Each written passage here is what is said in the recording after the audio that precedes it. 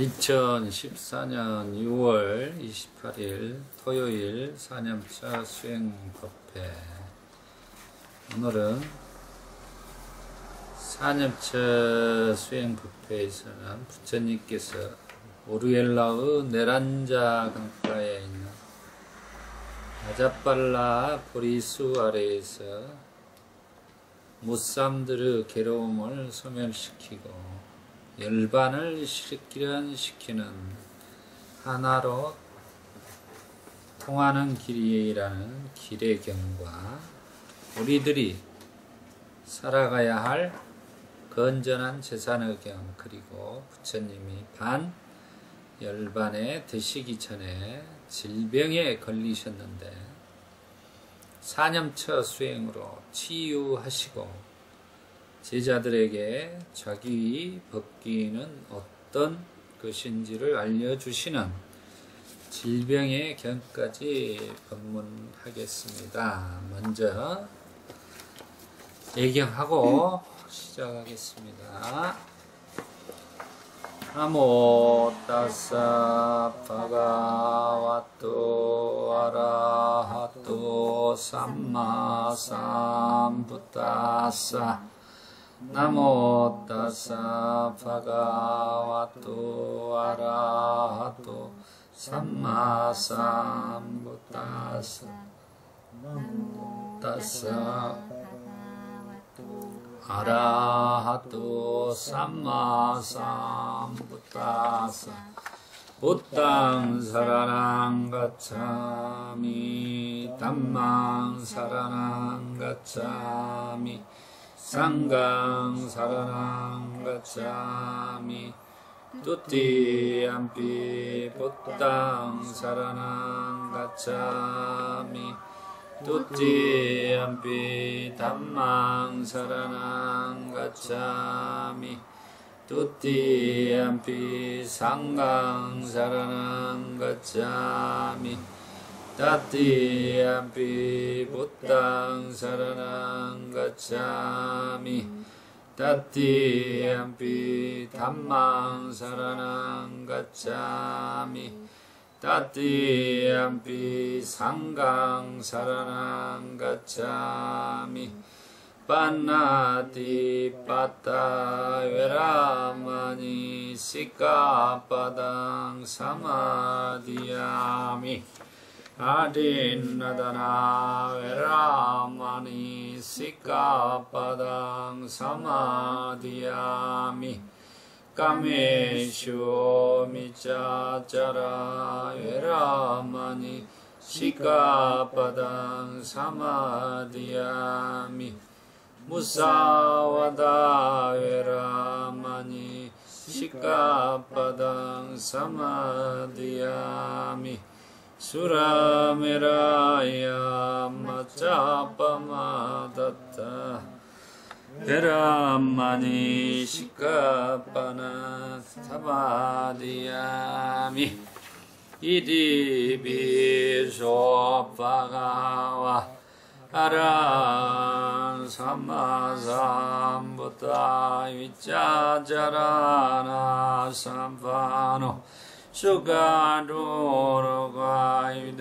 아누타로 purisha dhammasarati Shattariva manusanam puttu bhagava Swakatu bhagavato dhammasantitiku akaliku ipadiku Epaneiko pachadang editapo enyui Suvaripanno bhagavato savakasango Ujuvadipanno bhagavato savakasango Nyayapatipanno bhagavato savakasango Samijipatipanno bhagavato savakasango Yadinang jatari purisayugani atta purisha pokwala Isha bhagavato savakasango 아후네요 바후네요 다키네요 안잘레 가나리요 안육다랑 목량이랑 녹가자 와야람마상하라 파마데라 삼파레 사티파타나 아무라마이야라 삽비 사타바완투 수키타타 사두 사두 사두 사티 파타나.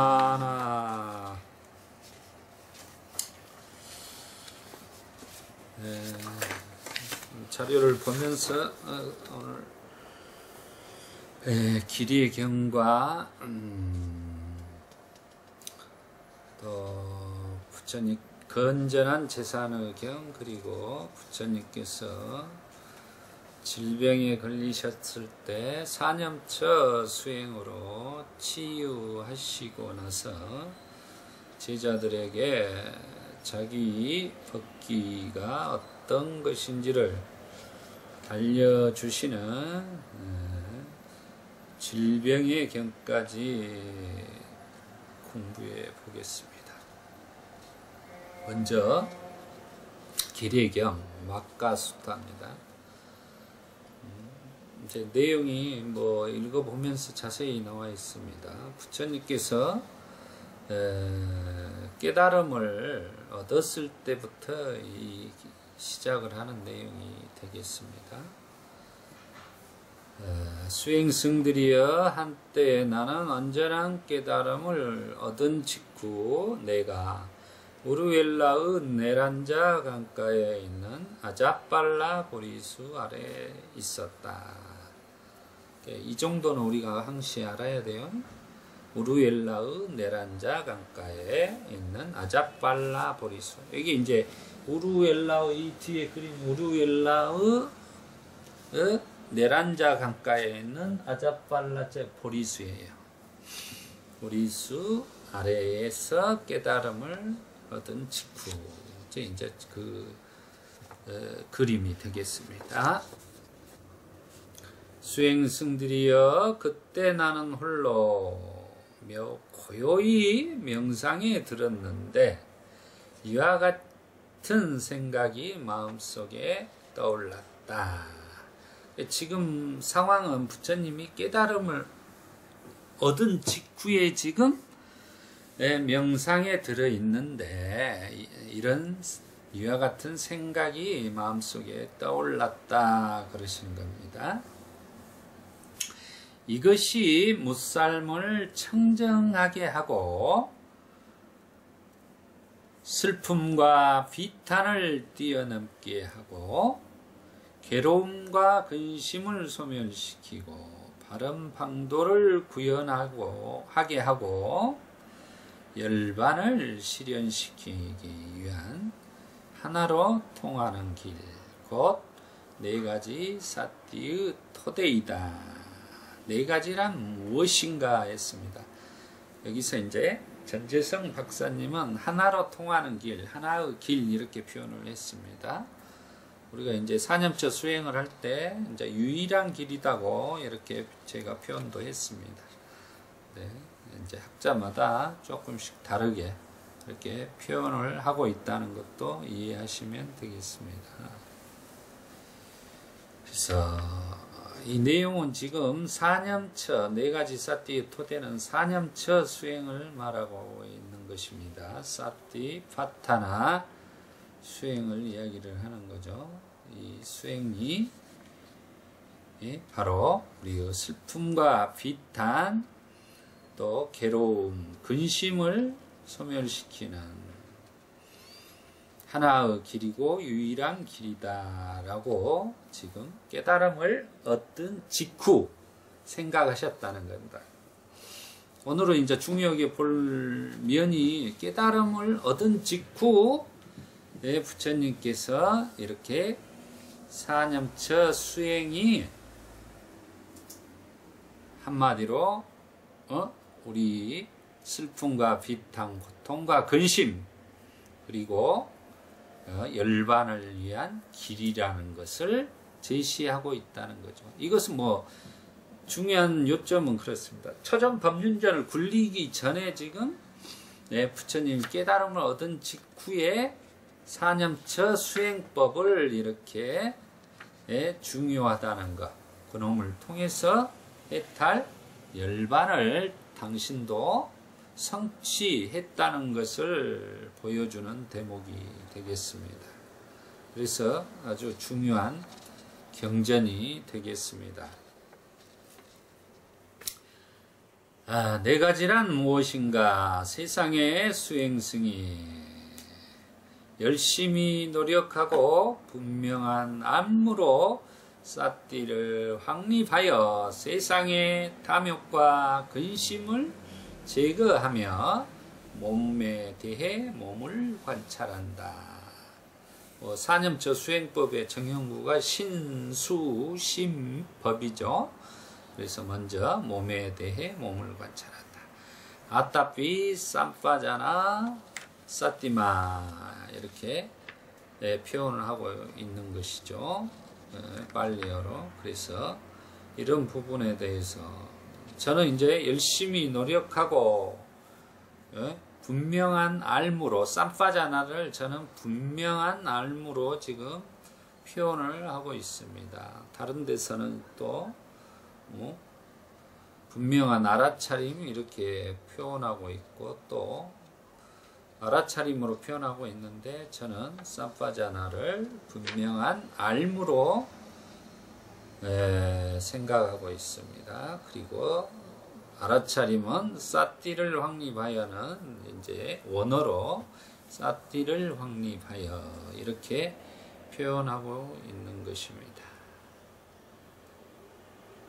자, 두 번째, 열심히 노력하고 분명한 알무로 삿띠를 확립하여 세상의 탐욕과 근심을 제거하며 느낌에 대해 느낌을 관찰한다. 세 번째, 열심히 노력하고 분명한 알무로 삿띠를 확립하여 세상의 탐욕과 근심을 제거하며 마음에 대해 마음을 관찰한다. 네 번째, 법년처가 되겠습니다. 열심히 노력하고 분명한 알무로 삿띠를 확립하여 세상의 탐욕과 근심을 제거하며 법에 대해 법을 관찰한다. 이것이 무삶을 청정하게 하고 슬픔과 비탄을 뛰어넘게 하고 괴로움과 근심을 소멸시키고 바른 방도를 구현하게 하고 열반을 실현시키기 위한 하나로 통하는 길, 곧 네 가지 삿띠의 토대이다. 사념처에 대한 정형구가 되겠습니다. 그래서 우리는 지금 이 사념처 수행이 부처님께서 완전한 깨달음을 얻은 직후에 명상에 들었을 때 이 생각을 했다는 거, 이게 이제 아주 중요한 핵심 내용이 되겠습니다. 그래서 수행법의 체계는 사념처 수행법이다 라는 것을, 불교의 수행법은 사념처 수행법이라는 것을 우리가 이 기례경을 통해서 분명하게 확인할 수 있는 것입니다. 그 다음 보시죠. 그러자 하느님 사함빠띠는 내가 생각한 것을 마음으로 알아채고 마치 힘센 사람이 굽혀진 팔을 펴고 펴진 팔을 굽히는 듯한 사이에 하나님의 세계에서 모습을 감추고 내 앞에 나타났다. 그리고 하나님 사함빠띠는 옷을 한쪽 어깨에 걸친 내가 있는 곳을 향해 합장하고 나에게 이와 같이 말했다. 사암빠띠가 말합니다. 세상에 존귀한 님이여, 그렇습니다. 올바른 길로 잘 가신 님이여, 그렇습니다. 이것이 못살을 청정하게 하고 슬픔과 비탄을 뛰어넘게 하고 괴로움과 근심을 소멸시키고 바른 방도를 구현하게 하고 열반을 실현시키기 위한 하나로 통하는 길, 곧 네 가지 사띠의 토대입니다. 이렇게 지금 여기 내용에서는 부처님께서 깨달음을 얻은 직후에 이 사념처 수행을 생각을 했죠. 근데 그 생각을 지금 천상세계에 있는 하나님 사암빠띠가 이렇게 내려와서 지금 부처님에게 말씀을 해주는 장면은 뭐죠? 바로 증명해 주는 거예요. 증명. 그것이 바로 부처님이 이렇게 생각을 했는데 그것이 지금 부처님의 생각이 지금 맞습니다, 맞습니다 하고 증명을 해주는 상황인 거죠.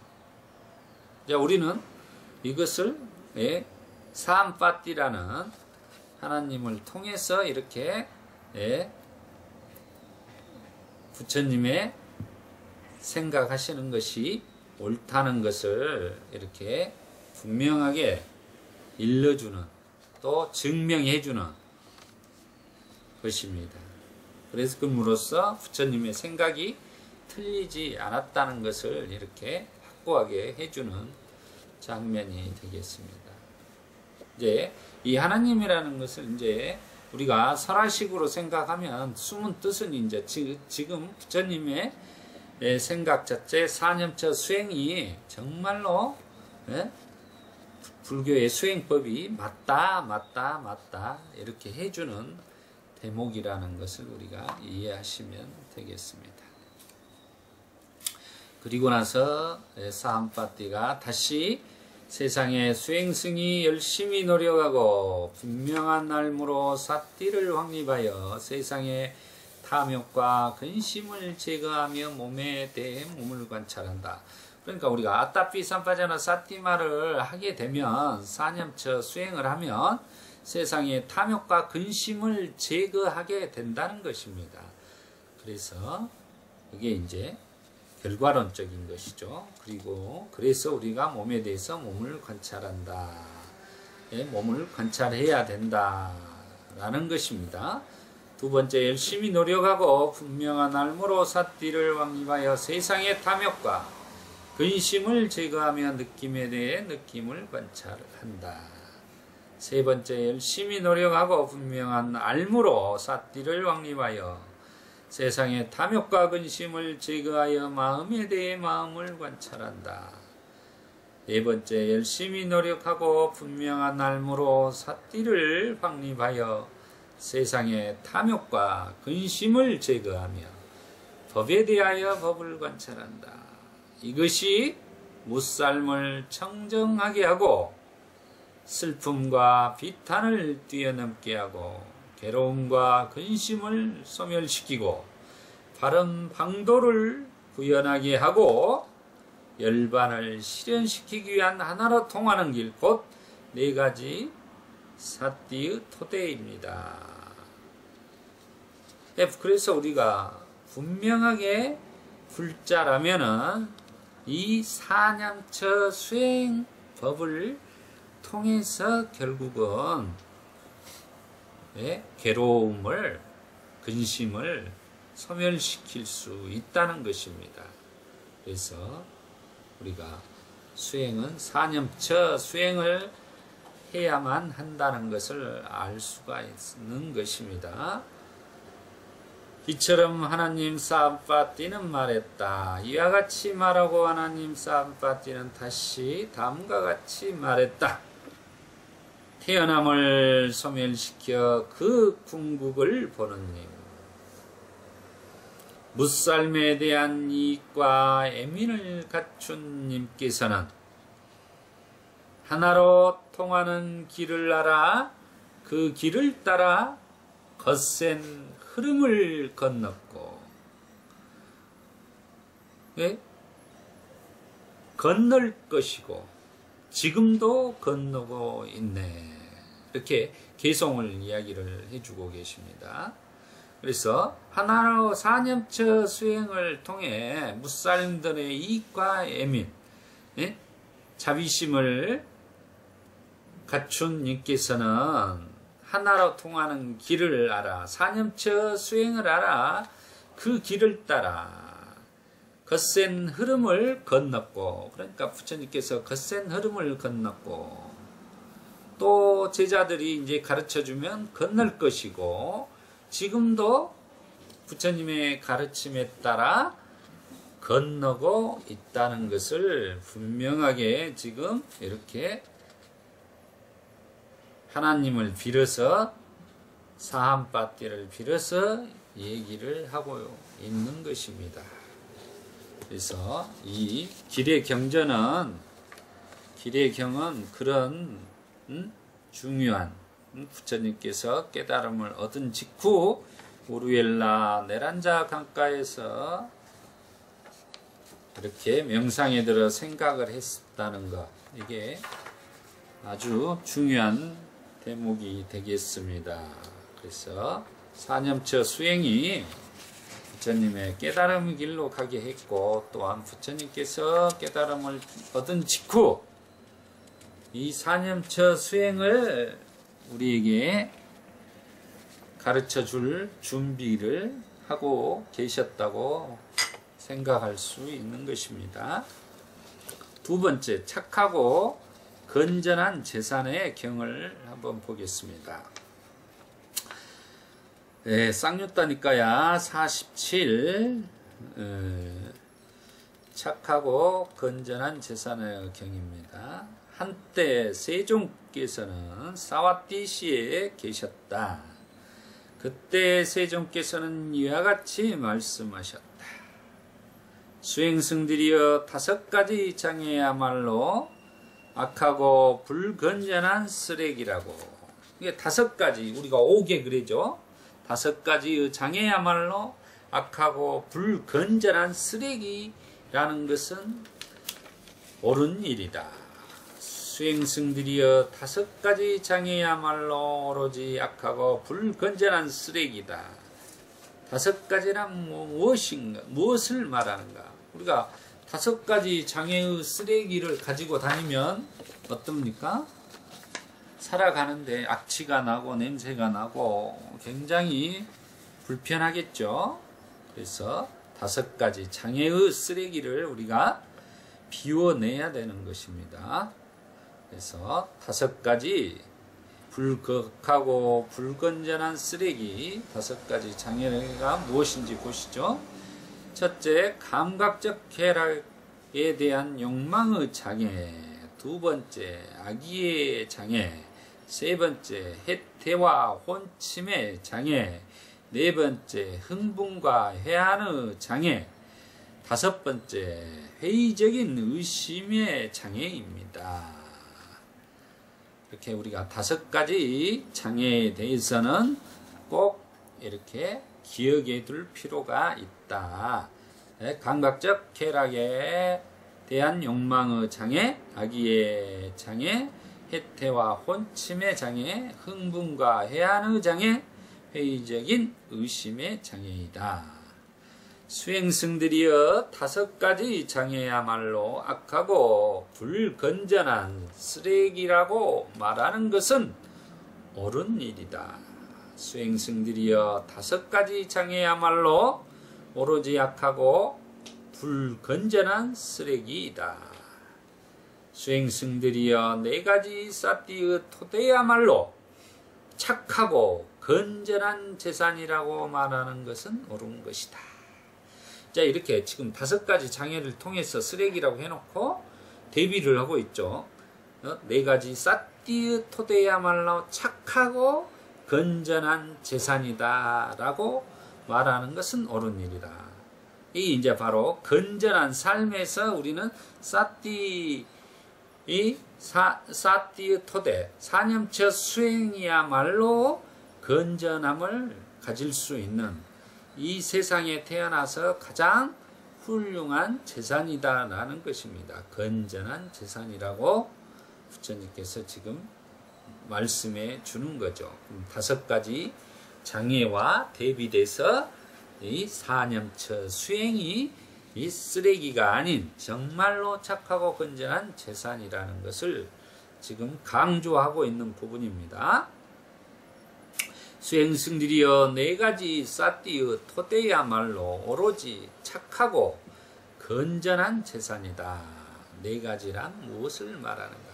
그러면 이 지금 오로지 착하고 건전한 재산이라는 것은 결국은 우리가 죽어갈 때 재산은 우리가 지금 가지고 있는 재산은 가지고 갈 수가 없죠. 그러지만 가지고 가는 재산이 있어요. 그게 바로 사념처 수행을 통해서 착하고 건전한 재산은 가지고 가는 거죠. 그 착하고 건전한 재산을 통해서 천상세계에 간고 아니면 애류자 수당과에 들어갈 수가 있고 또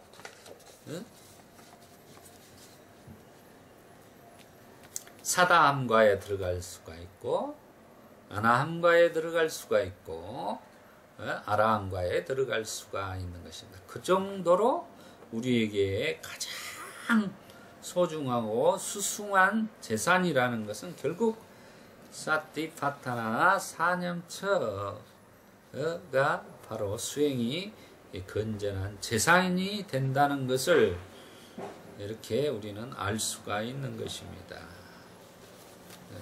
다시 본문을 보겠습니다. 수행승들이여 세상의 수행승은 열심히 노력하고 분명한 날무로 사띠를 확립하여 세상의 탐욕과 근심을 제거하며 몸에 대해 몸을 관찰한다. 2번째 열심히 노력하고 분명한 날무로 사띠를 확립하여 세상의 탐욕과 근심을 제거하며 느낌에 대해 느낌을 관찰한다. 3번째 열심히 노력하고 분명한 날무로 사띠를 확립하여 세상의 탐욕과 근심을 제거하며 마음에 대해 마음을 관찰한다. 4번째 열심히 노력하고 분명한 날무로 사띠를 확립하여 세상의 탐욕과 근심을 제거하며 법에 대하여 법을 관찰한다. 수행승들이여 이러한 4가지 사띠의 토대야말로 착하고 건전한 재산이라고 말하는 것은 옳은 일이다. 수행승들이여 4가지 사띠의 토대야말로 오로지 착하고 건전한 재산이다. 제가 아까 첫 번째 기례경에서 부처님이 사유를 통해서 깨달음을 얻은 직후 명상에 들어서 사념처 수행이 우리의 괴로움을 소멸하고 열반으로 갈 수 있는 길이다 그랬어요. 그리고 그러면은 이 부분은 지금 착하고 건전한 이 경 자체는 바로 사념처 수행이 모든 사람들에게 이렇게 건전한 재산으로서 효과가 있다. 그것을 부처님께서 깨달음을 얻으시고 돌아가시기까지 이 사념처 수행을 가르쳐 주셨다는 것입니다.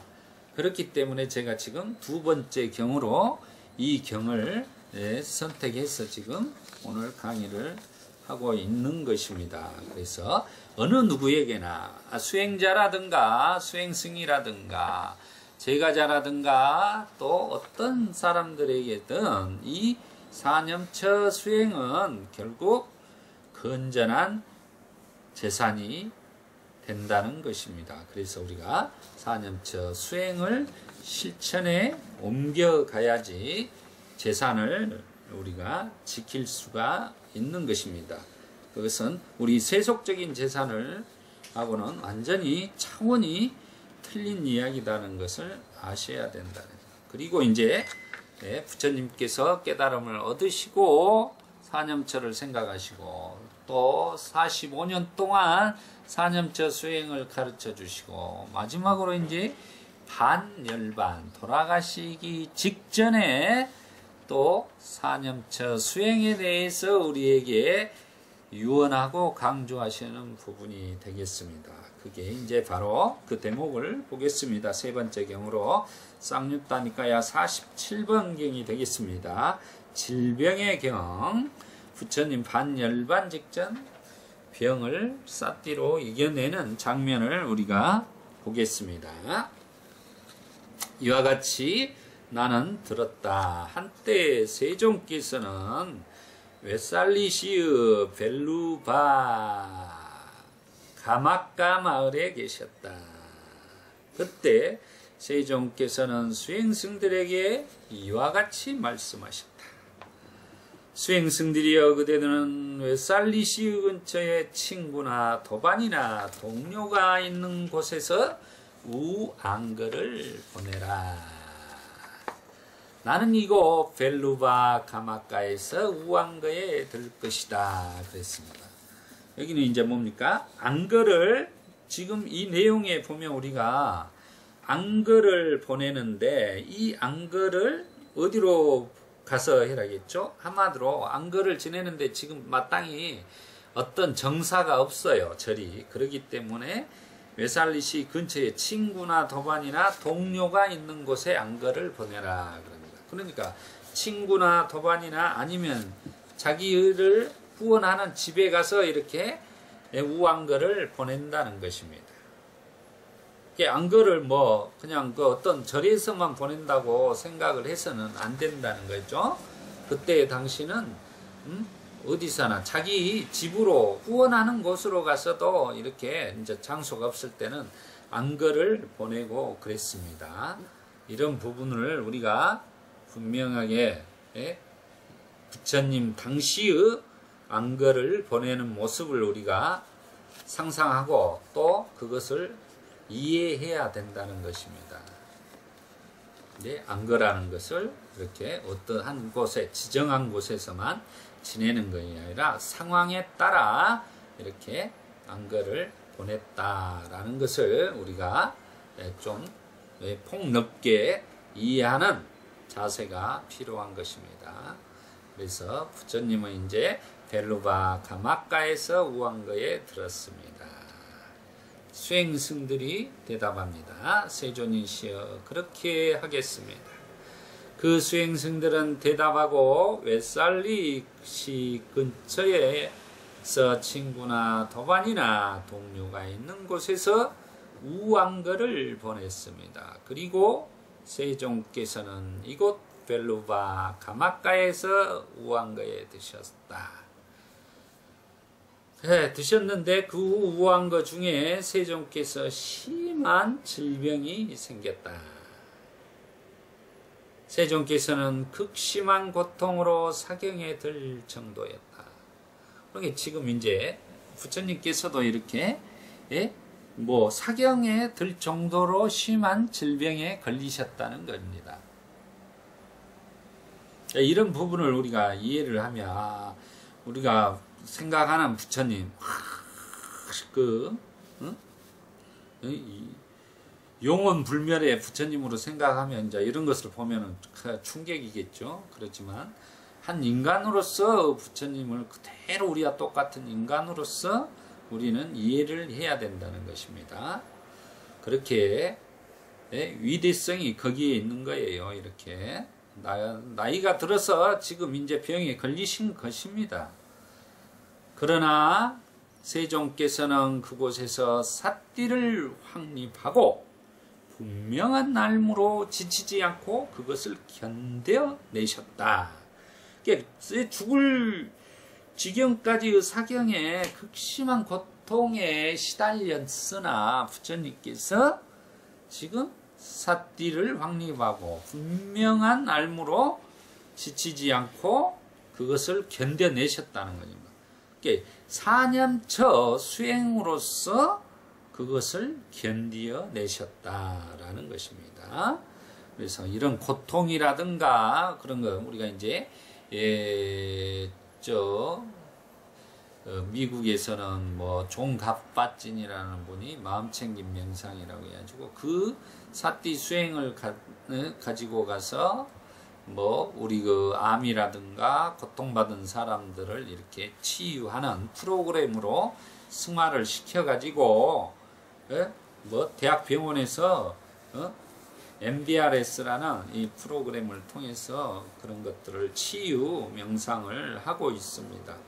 그러면 그 근거 되는 것들은 이제 이런 것들이죠. 질병을 치료하는 부분이 전부 사념처 수행이나 칠각지나 이런 것들이 많이 나옵니다. 경전에. 그래서 사념처, 사티파타나 수행이 얼마나 우리를 그 극심한 고통에서 사경해질 때 부처님 같은 분도 그걸 통해서 이겨내시는다라는 것을 우리가 분명하게 이해를 하셔야 된다. 아주 중요한 대목이 되겠습니다. 그 다음 본문 보겠습니다. 그때 세종께서는 이와 같이 내가 만약 시자에게 알리지 않고 수행승의 승단의 작별을 구하지 않고 궁극적인 열반에 들면 옳지 않은 일이다. 지금 부처님께서 만약에 그 급식한 질병으로 이렇게 알리지 않고 승단이라든가 수행승 등에게 뭐 마무리를 하지 못하고 돌아가신다 그러면 그것은 옳지 않는 일이다. 이런 뜻입니다. 지금. 그래서 지금 내가 삶을 유지하여 질병을 정진력으로 이겨내어 생명의 형성을 유지해야겠다라고 생각하셨다. 그러니까 부처님께서 거기서 너무나 힘들어서 이렇게 생명줄을 놔버릴 수도 있었지만 내가 이렇게 지금 죽어서는 안 되겠다 생각을 하는 거죠. 사띠를 하는 거죠. 그래서 지금 내가 삶을 유지하여 질병을 정진력으로 이겨내 생명 형성을 유지하겠다 생각하셨다. 그래서 세종께서는 정진력으로 질병을 이겨내고 생명의 형성을 유지시켰다. 그러니까 한마디로 사념처 수행으로서 그 질병을 이겨내고 내가 좀 더 수명을 연장해서 내가 이렇게 제자들에게 충분히 유언을 남기고 돌아가셔야 한다 생각을 하신 거죠. 그래서 세종께서는 질병을 이겨내셨다. 질병을 이겨내신 지 얼마 되지 않아 정사에서 나와 승원 뒤의 그늘에 마련된 자리에 앉으셨다.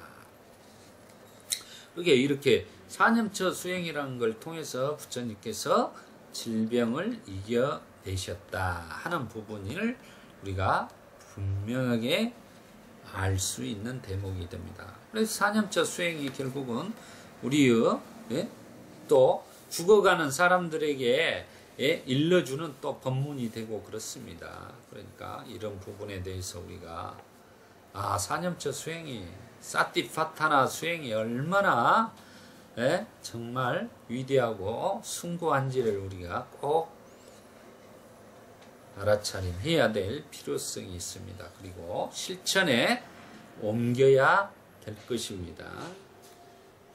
그러자 존잔한다는 세종께서 계신 곳으로 찾아왔다. 한쪽으로 물러나 앉아 안 한다는 세종께 이와 같이 말씀드렸다. 세존이시여 세종께서 견디어 내셨으니 더없이 기쁩니다.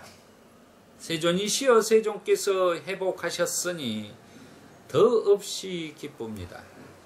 세존이시여 세종께서 병이 드셨기 때문에 실로 저의 몸은 마비된 듯 했고 저는 분별력을 잃어버렸고 가르침도 제게 아무런 소용이 없었습니다. 그러니까 부처님께서 이렇게 돌아가실 지경에 되니까 충격을 받아가지고 이 안한다 존자가 아무런 몸은 마비되고 분별력도 잃고 가르치면 아무런 소용이 없었습니다. 본인 스스로도 어떻게 그 마음을 수호하고 억제하고 조절할 수 없었다는 표현이죠. 시자로서. 그러나 세존이시여 저는 이와 같이 세존께서는 수행승들의 승단을 위해 어떠한 공표도 없이 궁극의 열반에 들지 않을 것이다 라고 생각하고 어느 정도 안심을 얻었습니다. 그러니까 부처님께서 그냥 말없이 이렇게 돌아가실 분이 아니다. 분명하게 이렇게 어떠한 말씀을 하시고 돌아가실 것이다 라는 것을 생각했다는 것이죠. 그래서 부처님께서 아난다에게 말씀하십니다. 그런데 아난다여 수행승의 승단이 나에게 바라는 것은 무엇인가? 지금 이 말은 수행승의 승단이 지금 나에게 죽어가는 나에게 뭘 바란단 말인가? 자, 이런 거죠.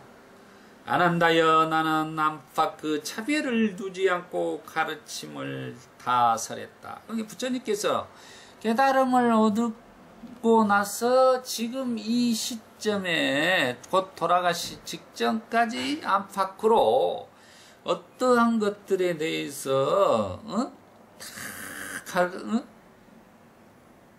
해탈 열반에 뭐 수행법이라든가 교학적인 것이라든가 모든 것을 다 알려주었다는 것입니다. 이 말은 비밀이 하나도 없었다는 것이에요. 그래서 이제 나에게는 주먹진 사곤이 없다 이런 표현이 나오는 거예요. 다설했다는다의 열애의 가르침에 감추어진 사곤은 없다. 감추어진 사곤이 없다 그러는 것은 부처님께서는 다 이렇게 펴서 다 보여주었답니다. 뭘 이렇게 비밀스럽게 제자에게 감춰둬가지고 정법 안장을 하니 뭐 이렇게 그런 것들을 하지 않았다는 것을 분명하게 알 수 있는 대목이 되겠습니다. 그래서 이런 부분 속에서 몰래 뭔 요가의 스승이라든가 도가의 스승들처럼 돌아가시 직전에 자기의 하나의 제자에게 다 이게 비밀이다. 어떤 시크릿, 어느 누구에게나 이것은 감춰서 알려주면 안 된다. 너만 알아라. 이런 형태라는 것이 없다는 것입니다. 본문 보겠습니다. 아난다여 어떤 사람이 내가 수행승의 승단을 이끌어 간다라든가 수행승의 승단이 나에게 지시를 받는다라고 생각한다면 부처님께서 지금 내가 수행승의 승단을 이끌어 간다는 생각을 안 했다는 것이죠. 또 수행승의 승단이 나에게 지시를 받았다고 생각한다면 그는 즉시 수행승의 승단에 관하여 어떠한 공표를 해야 할 것이다. 이 말은 뭡니까? 그렇게 생각한다면 그것은 잘못된 생각이기 때문에 한마디로 승단에 대하여 그렇게 생각하지 말고 내가 잘못 생각했다고 이렇게 공표를 해야 된다는 것입니다. 부처님은 당신이 그 45년 동안 이 승단과 함께 하면서 한 번도 자기 자신이 그런 자만심이나 아만심을 가지고 내가 이 승단을 이끌어 간다는 생각을 하지 않았다는 것. 단지 부처님은 가르침을 설하고 또 선수 당신이 모범을 보여주면서 살아갔던 것이죠. 또 제자들이 물어보면 대답을 해주고 그랬던 것뿐이다 라고 이렇게 강조하고 계십니다. 그는 즉시 수행승의 승단에 관하여 어떠한 공표를 해야 할 것이다. 아난다여 그러나 열애는 이와 같이 내가 수행승의 승단을 이끌어 간다라든가 수행승의 승단이 나에게 지시를 받는다라고 생각하지 않는다. 그러니 무엇 때문에 열애가 수행승의 승단과 관련하여 어떤 공표를 하겠는가. 그러니까 당신이 이 수행 승단을 이렇게 이끌어오고 리더가 돼서 모든 것을 해왔다고 부처님은 그렇게 생각하지 않는다는 거예요. 그렇지만 실질적으로 부처님은 이제 그런 삶을 사셨죠.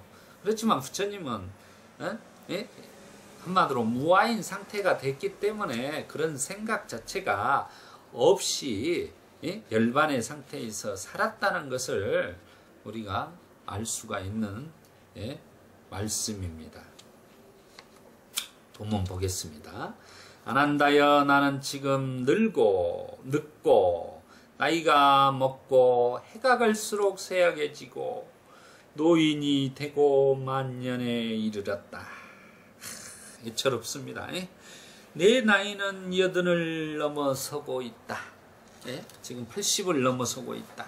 아난다여 마치 낡은 수레가 밧줄에 의지해서 계속 유지하듯이, 이게 낡은 수레가 밧줄에 의지해서 이렇게 유지하듯이 아난다여 그와 같이 열의 몸은 가죽분에 의지해서 계속 유지하는 것과 같이, 그 열의 몸 가죽분에 의지해서 계속 유지하는 것 같이, 표현이 애처롭습니다. 그러나 아난다여 열애가 일체의 인상에 정신활동을 일으키지 않고 어떠한 느낌마저도 소멸하여 인상을 여의는 마음의 삶에 들면 아난다여 그때 열애의 몸은 지극히 안온하다.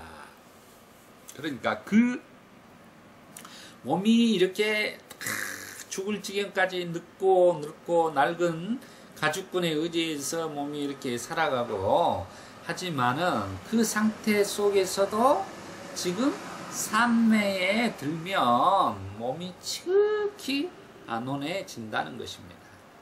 그러니까 부처님이 삼매를 강조한 거예요. 그래서 우리가 이제 죽을 때도 선정에 들어서 이렇게 죽어야 된다. 부처님께서도 사선에 들어서 이렇게 돌아가시는 장면이 나오는 것입니다. 그래서 선정이라는 게 그만큼 중요한 자리를 차지하고 있는 것입니다. 불교에서는.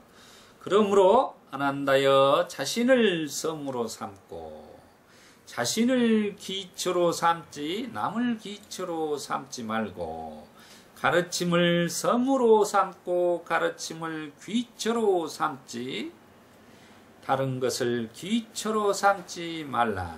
아난다여 어떻게 수행승이 자신을 섬으로 삼고 자신을 귀처로 삼지 남을 귀처로 삼지 말고 가르침을 섬으로 삼고 가르침을 귀처로 삼지 다른 것을 귀처로 삼지 않는가.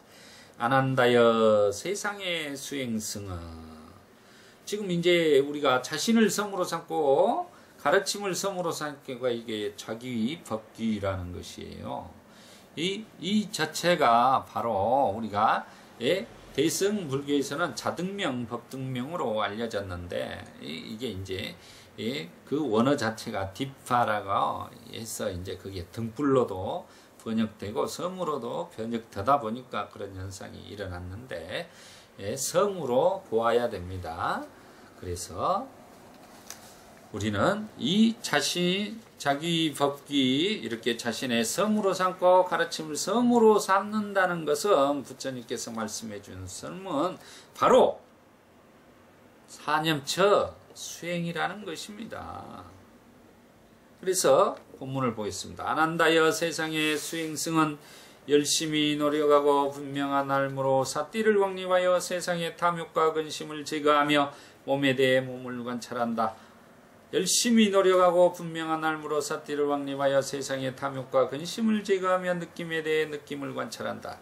열심히 노력하고 분명한 알무로 사띠를 확립하여 세상의 탐욕과 근심을 제거하며 마음에 대한 마음을 관찰한다. 열심히 노력하고 분명한 알무로 사띠를 확립하여 세상의 탐욕과 근심을 제거하며 법에 대해 법을 관찰한다. 이렇게 자신을 섬으로 삼고 자신을 기초로 삼지 남을 기초로 삼지 말고, 가르침을 섬으로 삼고 가르침을 기초로 삼지 다른 것을 기초로 삼지 말라라는 것은 결국은 뭐냐면 사념처 수행이라는 것입니다. 그럼 사념처 수행을 우리가 섬으로 삼아서 우리가 수행을 해야 된다는 겁니다. 결국 밖에서 찾지 말고 자기 자신의 몸과 마음에서 신수신법에서 사념처 수행을 통해서 자기가 섬으로 삼고 그 귀초로 삼아서 우리가 수행해 가야 된다라는 것을 분명하게 지금 말하고 있는 것입니다. 이게 이제 부처님이 돌아가시기 직전에 우리에게 해주신 말씀이에요. 처음에 깨달음을 얻은 직후 사념처에 이야기하시고 45년간 전법하면서 사념처 수행을 가르쳐 주시고 돌아가시기 직전에 또 지금 자기 법기 하면서 그 자기 법기가 결국은 사념처 수행이다라는 것을 우리에게 일러주고 계신다는 것입니다. 이 대목은 아주 중요합니다. 우리가 그 흐름을 왜 사념처 수행을 해야 되는가 분명하게 이 세 가지 경전을 통해서 우리는 알아야 된다는 거예요. 중요성을. 그것이 바로 우리가 왜 사념처 수행을 해야만 된다는 분명한 길이고 건전한 재산이고 이렇게 지금 이 경에서 설명하고 있는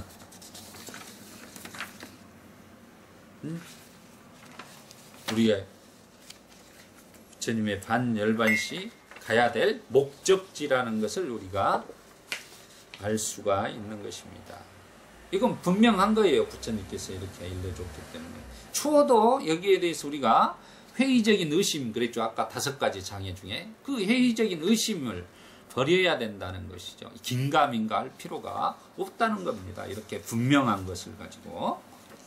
그럼 우리는 이제 그런 것들을 알았으면 결국 우리가 꾸준하게 죽을 때까지 사념처 수행을 통해서 죽는 순간에 선정에 들어서 죽는 것이 가장 불자로서 아름다운 죽음이다. 웰다행의 죽음이 되는 것이다. 그게 가장 세상에 죽을 때 가지고 갈 수 있는 건전한 재산이 되는 것이라는 것입니다. 우리가 가지고 있는 몸뚱아리도 가지고 가지를 못합니다. 그런데 자기가 가지고 물질적인 재산들은 뭐 가지고 갈 수가 없는 것이니까 이런 사념처 수행을 통해서 건전한 재산을 우리가 가지고 가는 불자가 돼야 된다고 부처님은 이렇게 강조하시는 대목이 되겠습니다. 본문 보겠습니다. 안한다여 이와 같이 수행승은 자신을 섬으로 삼고 자신을 귀처로 삼지 남을 귀처로 삼지 않고 가르침을 섬으로 삼고 가르침을 귀처로 삼지 다른 것을 귀처로 삼지 않는다. 안한다여 지금이든 내가 멸도한 뒤에든지 안한다여 어떠한 수행승들이든지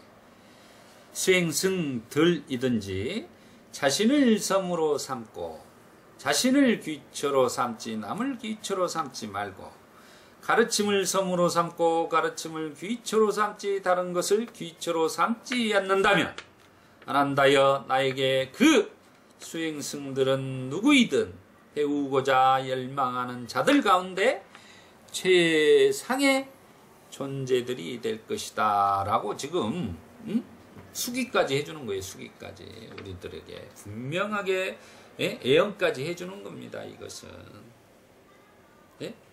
사념처 수행을 하면은 바로 배우자 열망하는 가운데 최상의 존재가 될 것이다 라고 이렇게 우리에게 예고를 해주고 예언을 해주시는 대목이 되겠습니다. 오늘은 이 세 가지 경전을 봤습니다. 보면 정리해보면 부처님께서 깨달음을 얻고 나서 중생을 위해 사념처 수행에 대해 사유하시고 45년간 전법을 하시면서 사념처 수행법을 주시면서 제가자들의 건전한 재산이 바로 사념처 수행이라고 하십니다.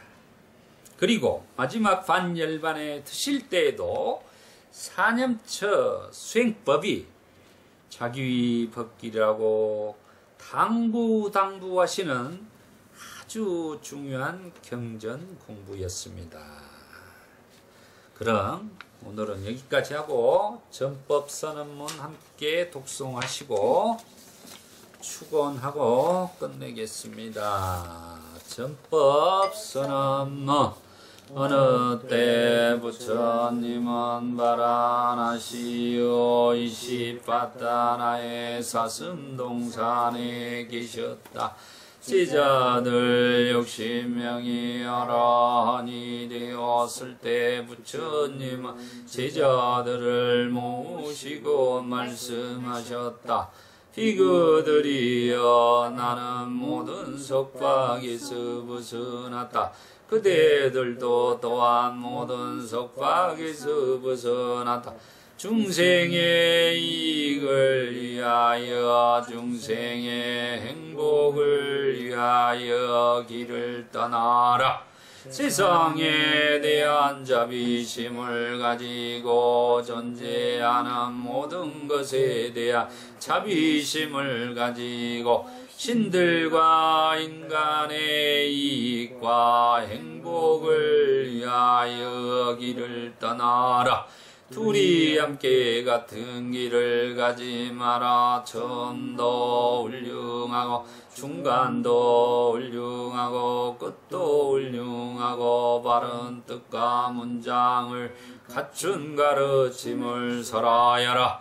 안전하고 또 정정한 수행의 삶을 보여주어라. 세상에는 더러움에 덜 물든 사람들도 있다. 다만 그들은 가르침을 듣지 못하였기 때문에 무르졌지만 만일 그들이 가르침을 듣는다면 그것을 곧 알아들을 것이다. 비그들이여 나도 또한 가르침을 설하기 위하여 우루엘라의 세라니 마을로 가게 하겠다.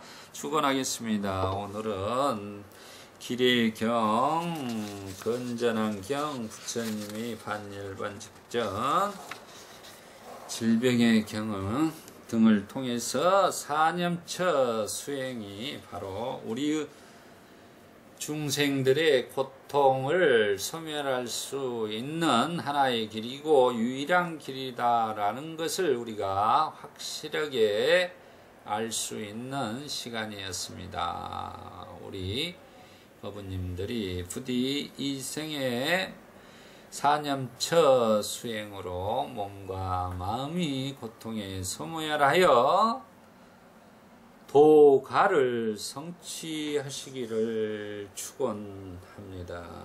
사두 사두 사두 사띠 바타나. 수고하셨습니다.